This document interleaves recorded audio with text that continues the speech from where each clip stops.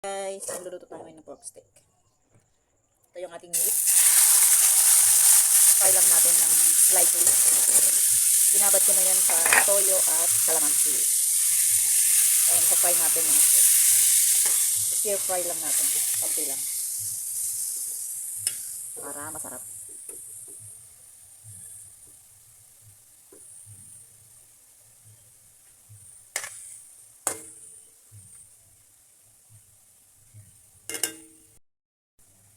Ayan, halo-haloin natin.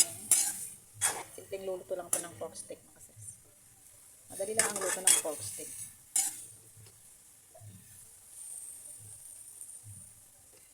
Pwede din naman na hindi nyo na i-stir fry. Diretso na. Kaso gusto ko i-stir fry muna. Para mas lalong sumarap. Ayan, na-fry ito na mga fresh. Lalagay na natin yung ating sibuyas. Tatabay na natin dito yan. Lagay natin sa gitna. Ayan, lagay ko na sa gitna ang ating sibuyas. Lagay natin yan.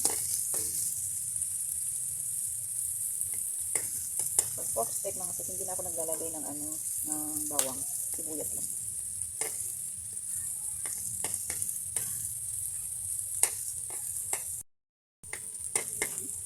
Yan, haluin na natin. Pag-inutin na natin yan. Yan, hindi yan sunog ha. Yan.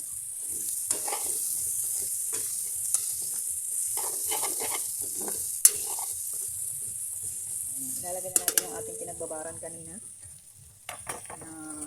Ito ay toyo at calamansi. Dagdagan natin ng konting tubig. Lagyan natin ng konting tubig para palambutin muna natin itong ating karne.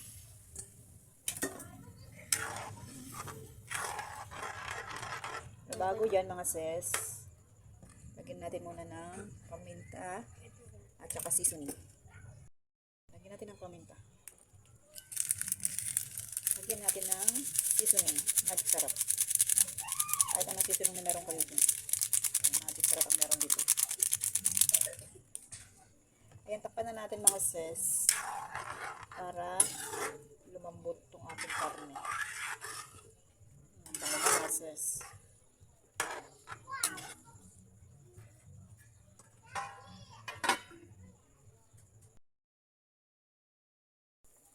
Ayan, luto na yung ating pork steak mga sis. Dadagdagan natin ng sibuyas yan.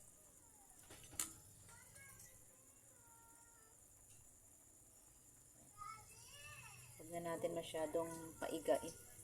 Ganyan na para may konting sarsa.